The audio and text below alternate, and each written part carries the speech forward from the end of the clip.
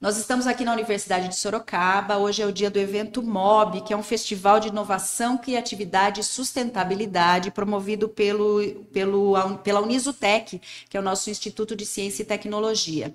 Dentro desse evento, houve a assinatura da Carta de Sorocaba, que envolve pesquisadores, empresários, instituições diversas, num compromisso bastante consolidado de incentivar as tecnologias quânticas no Brasil de uma maneira organizada, a promover encontros e proporcionar o desenvolvimento que o Brasil precisa ter nessa área.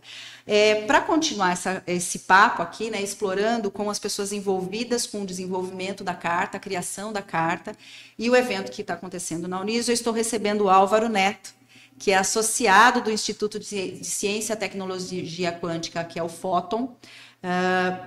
Importante a gente, né, na assinatura da Carta de Sorocaba, no desenvolvimento dessa carta, e é também um representante em Belo Horizonte, né, passaram por aqui outros associados do sul do Brasil, outros aqui do sudeste. O Álvaro, então, aqui pelo sudeste, está representando Minas Gerais. O Álvaro é farmacêutico, tem pesquisado, se interessa pela área de inteligência artificial para o desenvolvimento de medicamentos, né? E vai falar um pouquinho para a gente como essa perspectiva do Instituto Fóton e da Carta impacta nos seus planos, naquilo que você já enxerga como necessidade nessa área. Ok. Então, primeiramente, né, boa tarde. Quando a gente fala sobre computação quântica, a gente está trazendo aqui um novo limiar da tecnologia, né? É um novo ponto de virada, literalmente.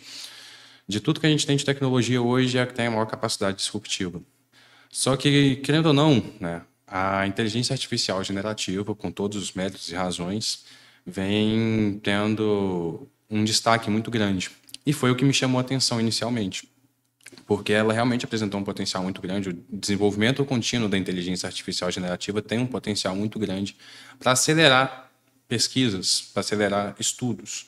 Quando a gente pensa no desenvolvimento de novos fármacos, a gente está falando de um processo muito complexo, que envolve múltiplas camadas, testes, muita coisa. E a inteligência artificial generativa ela tem um potencial muito grande de otimizar essas pesquisas, né? Feito da maneira correta, obviamente. E foi o que me chamou a atenção inicialmente, né? Eu sou como dono de drogaria, como farmacêutico, tenho muito interesse na área e comecei a fazer assim algumas pesquisas para desenvolvimento de novos fármacos, e tentando entender como a inteligência artificial generativa poderia impactar.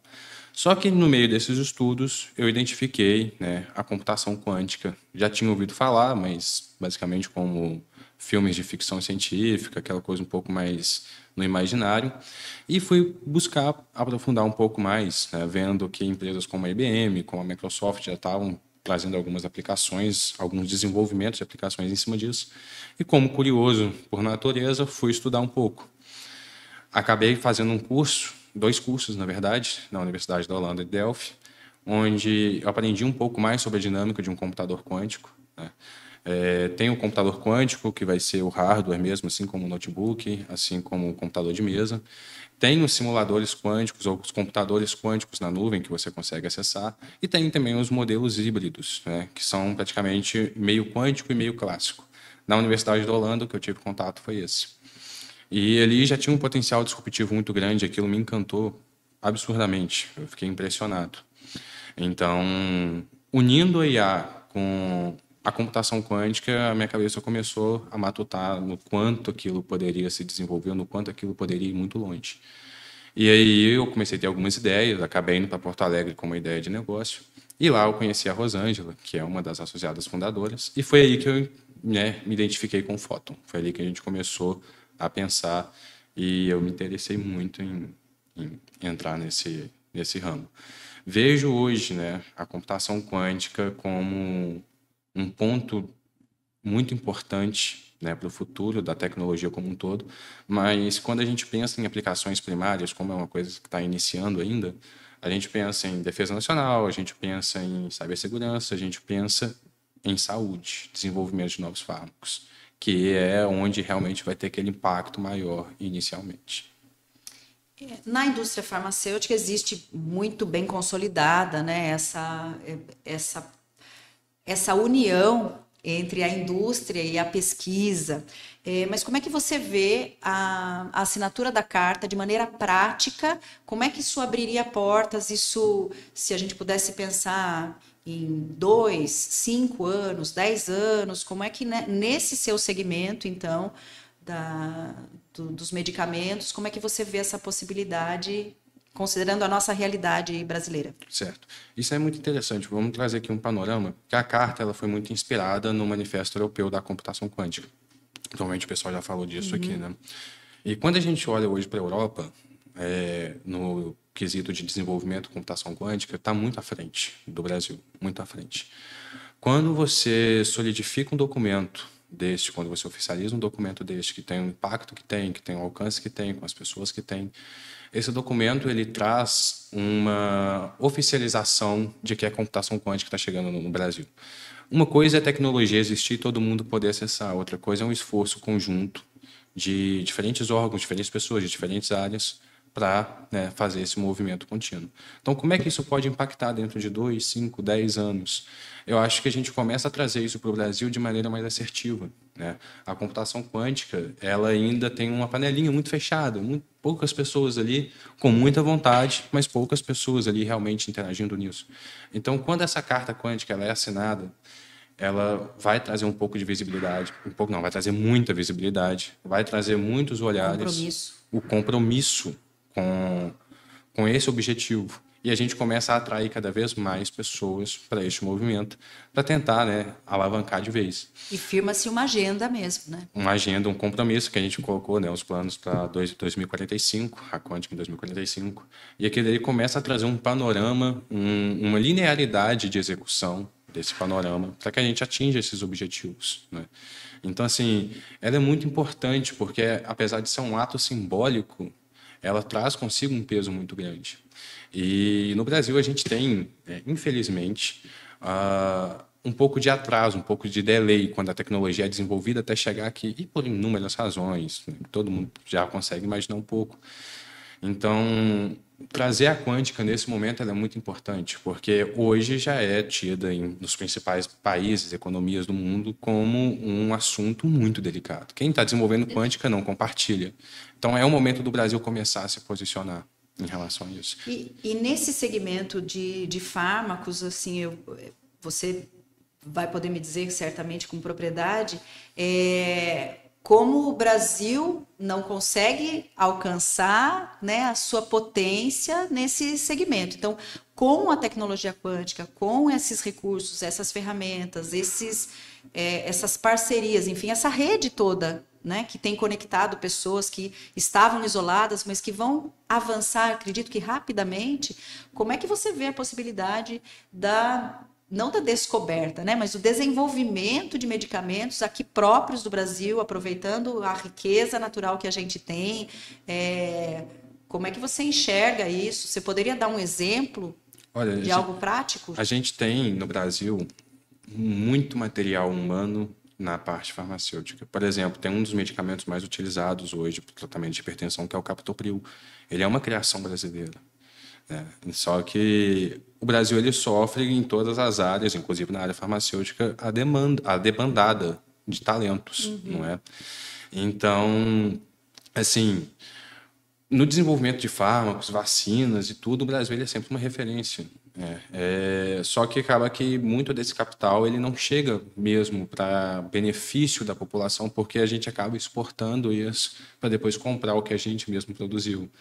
Então, assim, com a quântica, a gente vai conseguir acelerar o desenvolvimento de novos medicamentos, a gente vai conseguir trazer novas proposições, novas propostas de desenvolvimento de novas moléculas que vão poder tratar, sim, doenças complexas. Quais são hoje os maiores desafios do desenvolvimento de fármacos? Cura do câncer, Alzheimer, Parkinson. A esclerose também é um desafio muito grande e são assuntos muito delicados. E a tecnologia quântica ela pode acelerar isso. Por que são assuntos delicados? Quando a gente pensa num desenvolvimento de fármaco, nós estamos falando de muitas proteínas a serem analisadas, muitas moléculas a serem estudadas. Isso leva tempo, isso leva muito dinheiro, muito esforço. né? Quando a gente pensa em indústria farmacêutica, a gente tem algumas indústrias muito grandes no Brasil. A gente tem a CIMED, a gente tem a Teuto, né? Que são originalmente brasileiras, mas são muito especializadas no desenvolvimento de medicamentos genéricos, né? Poucos medicamentos referência são desenvolvidos. O que são medicamentos de referência? Só para dar um contexto. Quando você descobre uma nova molécula que tem uma aplicação farmacêutica comprovada, essa molécula vai para o mercado. Aí ela fica lá durante 10 anos com a patente daquele laboratório. Depois de 10 anos, os outros laboratórios podem fazer medicamentos genéricos e similares. Então, nós temos grandes indústrias aqui, só que o mercado brasileiro não é tão propício para o desenvolvimento de novos medicamentos. Assim. E muito disso vai por questão de investimento, vai por questão de formato mesmo do mercado, né? Então, com a quântica, a gente consegue acelerar esse processo. Então, vamos pegar esse exemplo das pesquisas. Mas a gente acaba cortando essas pesquisas para depois colocar no mundo. Eu acho que se a gente conseguir, essa é a nossa posição, mas se a gente conseguir ter uma indústria de pesquisa muito forte, conseguir vender esse talento positivo, associando isso com a computação quântica, aí é nosso mundo vai ser mais competitivo nesse cenário.